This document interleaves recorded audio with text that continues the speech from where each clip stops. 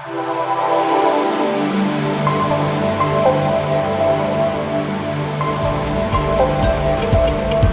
look, Julien's here. How are you? How is Paris? How's the city light? How was your evening?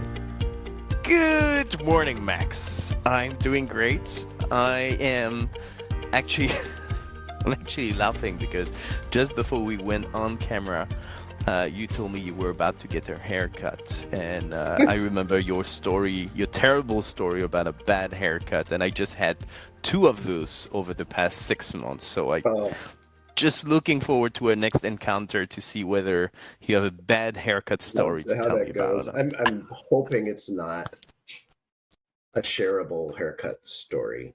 I hope And for you. I you know, apropos of that, you gave me a challenge for this week, which Yeah, you because said I had to have a positive story. it's the last week of the year, right? That's the Yeah. last And episode of 2023. So we need to end on a positive note, don't we? we got to end on an up note. And I came up with one.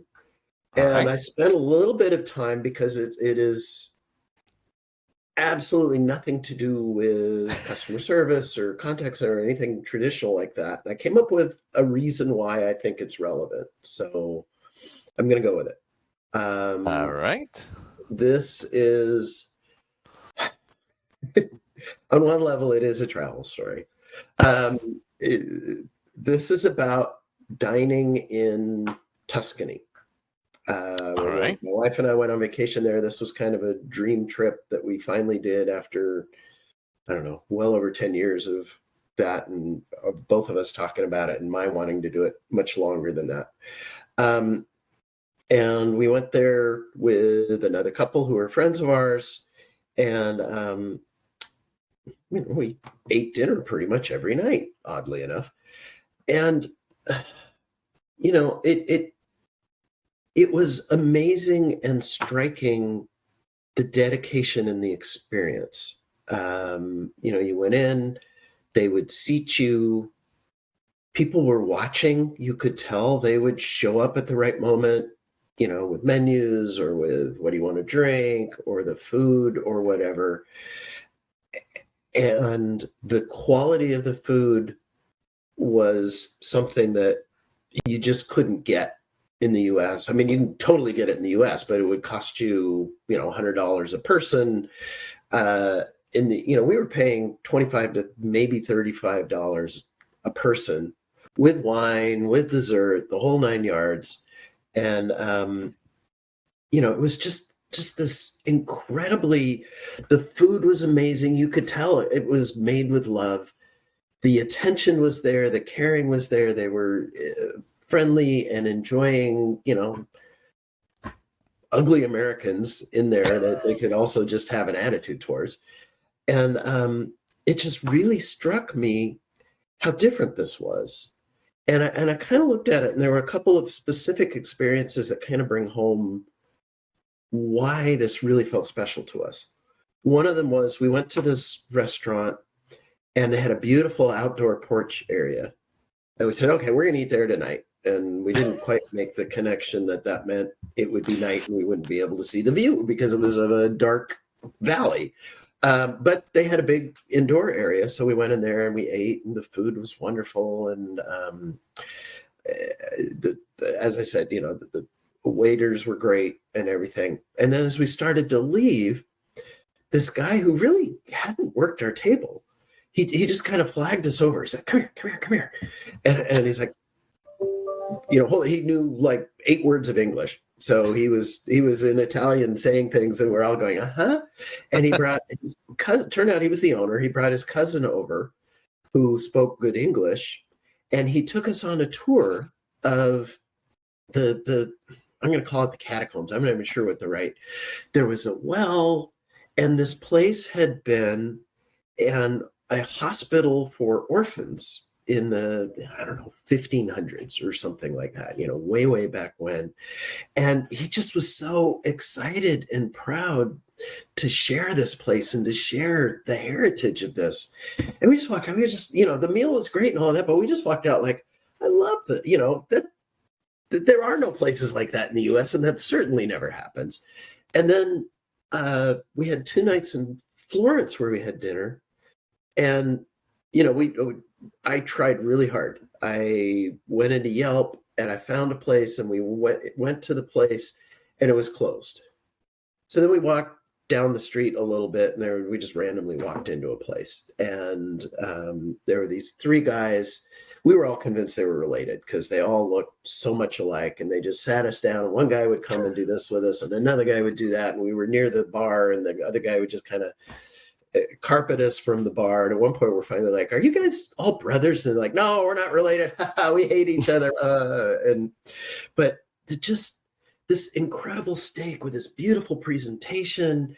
And at the end of the meal, they gave us limoncello to share. And it just on it and caring. And then there was a third place we went, and similar thing. They brought us in, they sat us down. The meal was wonderful. And there was a painting on the wall of 4 people, and it was at least 10 years old, you could tell. And it was, I pretty sure that the owners of this place had this done when they opened it. It was a family-run thing. There was mom and dad and 2 kids. And over the course of the evening, they're like, oh, wait, the woman, that's mom. I mapped her, and then, oh, there's the son, and there's the dad. And the daughter wasn't working that night, but she came in to pick some stuff up at some point. And all of them had aged at least 10 years, but they just, again, they're like, this is their home. This is their baby. They're sharing their home with you. And I'm like, that doesn't happen at Applebee's. It's not the same sort of thing. We don't have that in the US. And I understand why. Restaurants are a cutthroat business. In the US, half restaurants go under within a year. You can't you either have, there's a handful where there's some sort of organic thing like that, but you can't bring people in and treat them and pay them a lot because you're just scraping to get by. And I think there's an analog here in the contact center where we just look at the agents, we look at the group they're doing that as an expense.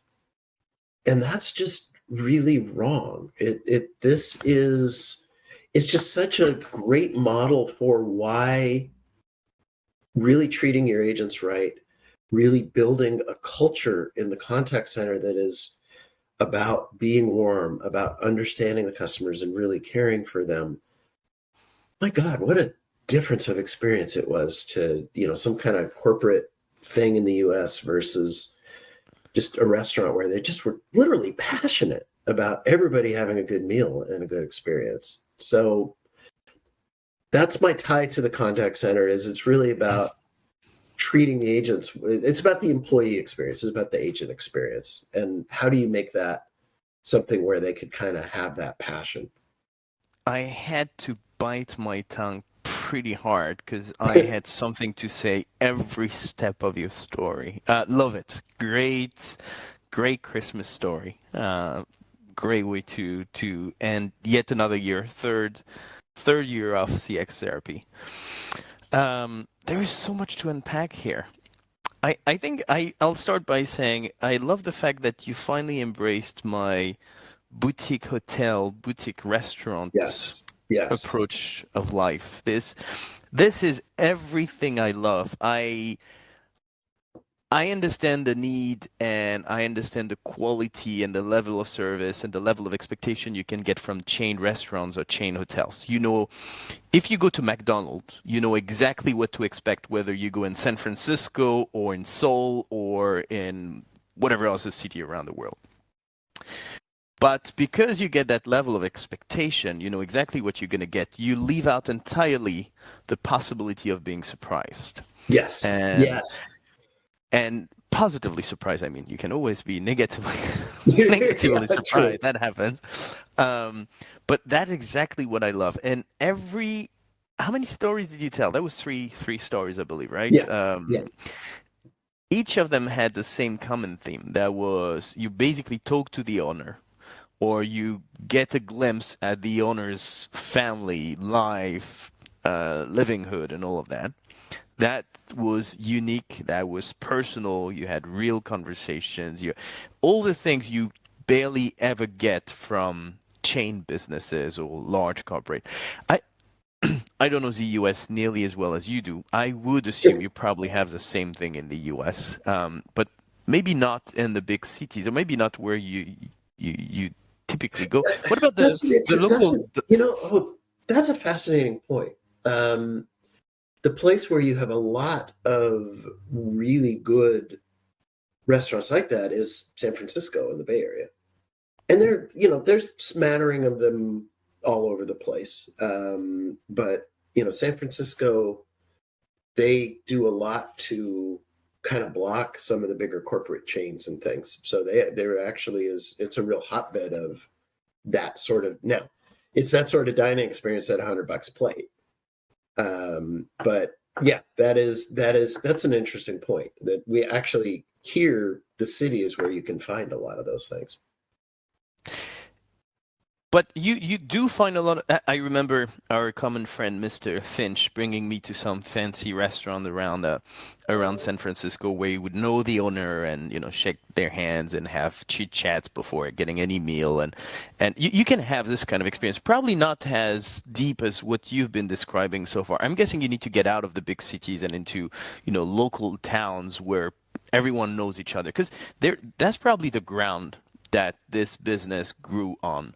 It's a local town where everyone knows each other, and guessing their day-to-day business, they probably get a few tourists here and there because it's Italy, right? You get tons of tourists. Right, but they right. probably get most of their business from local people that they know personally that would come 3 days a week, 4 days a week, that, they would chit-chat with.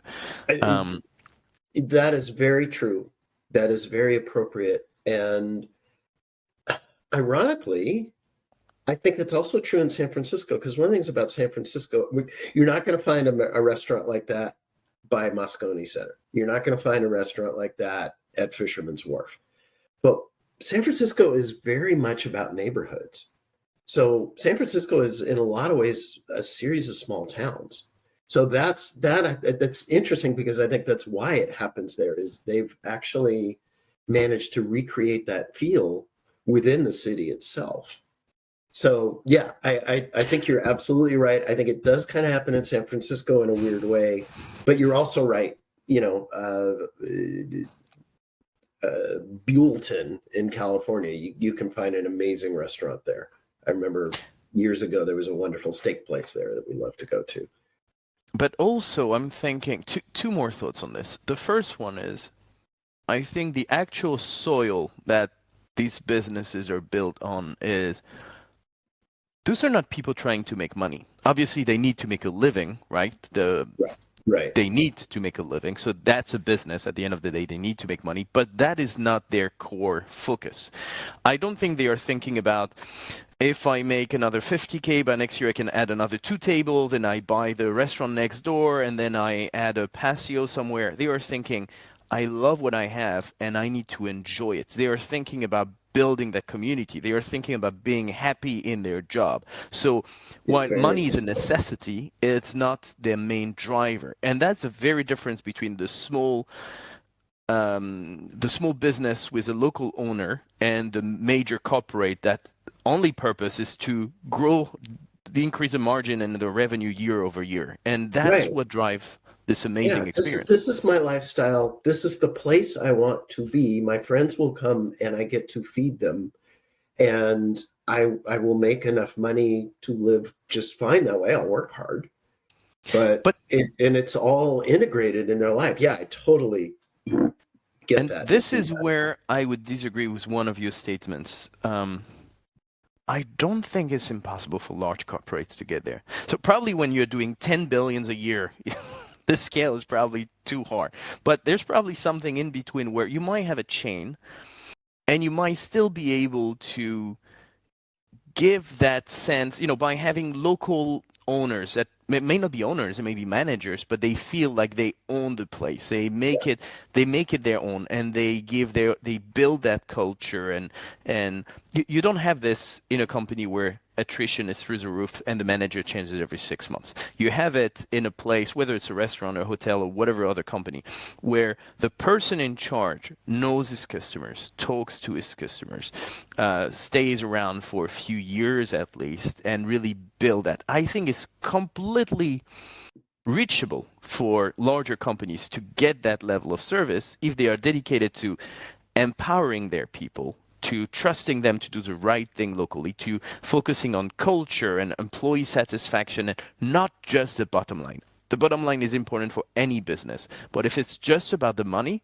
you miss the big picture. And ultimately what we've seen over and over again is if you focus on culture and customer experience, the money tends to come. You probably need a few other things like good product and service and everything. But I work at a company that has reams and reams and reams of examples of that. Yeah, you couldn't be more right. The one thing that I think makes it hard is something you alluded to earlier, which is surprise. Because we're talking about good surprises, which are wonderful. But when you leave it open, bad surprises can happen too. And I think there is a need for control. The larger the organization, the more there's a need for control. But, get over it. Do it right. I'm not even sure. I think a mix of accountability and tracking is probably better than control. Let's say you have your small hotel, you track, you just make sure that people can leave real reviews. And I don't know if you remember that story from Stefan where please rate me from 7 to 10. I was sharing that the other day with somebody. If you have a proper NPS system, if you have real reviews, if you're tracking whether people are happy or not, mistakes, and you empower your people, mistakes will be made every now and then. But is that such a big deal? If you empower your people to apologize to the customer, do the right thing, and make them feel good about it, humans make mistakes, but it's much nicer to have a human experience than an AI experience where everything is robotic and there is really nothing for you to be surprised with. Couldn't agree more. Isn't that a beautiful end of your story? What a perfect end of the year right there. And I don't even, I can't say I feel better because I felt good going in with it, but I guess I feel better because I love talking about it. We don't get enough stories like this. So I could not agree more. A big thank you for sharing that story today, Max. I guess I'm just going to wish you to keep surfing that wave for the next few days. Enjoy the rest of the year. And I guess before I talk to you next week, I'll have to wish you a Happy New Year. Well, Happy New Year to you. It's enjoyed this year thoroughly and look forward to going into, my goodness, 2024. Yeah, can't believe that. Thank you, Max. Talk to you next week in 2024 and enjoy the festivities in the next few days. All righty. Thanks a lot. Take care. Bye.